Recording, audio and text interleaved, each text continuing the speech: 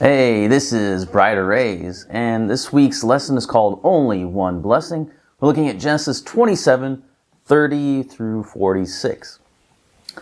Now, last time we looked at the beginning of Genesis chapter 27. We were given a front row seat to the weaknesses of this family of Isaac and Jacob. And we also got to see the sovereignty of God. The weaknesses were, they were obvious. First, you had Isaac, the blessed of the Lord, right? A man who was trying to walk before God. And yet he was a man with his own agenda. He was told by God before his children were even born that the older would serve the younger. The covenant promises would not pass to his favorite son Esau, but to Jacob. Isaac planned to bless Esau and to name the stronger son. That's what he wanted to do.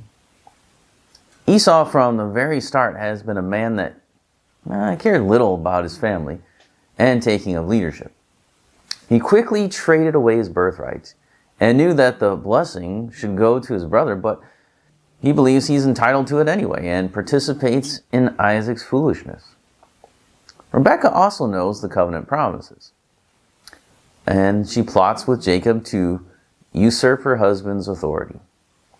Instead of directly confronting the man, she uses her son to try to get what she wants.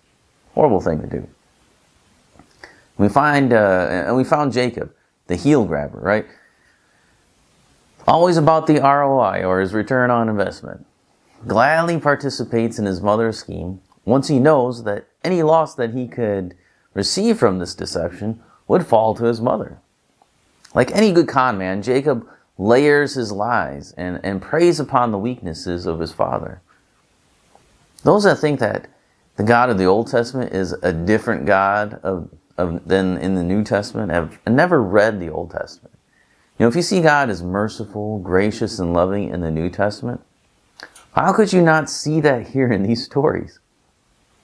The many sins of this family deserve eternal destruction.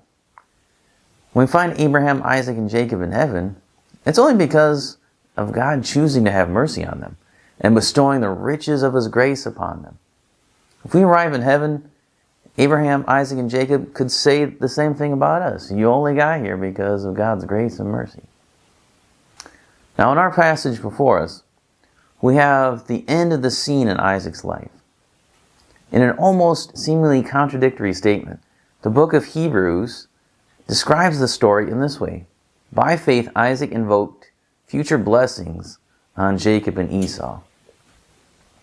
Keep this in mind as we finish the story out. So first we're going to look at verses 30 and through 36, which describes Esau's return home from the hunt and the discovery of Jacob's lies.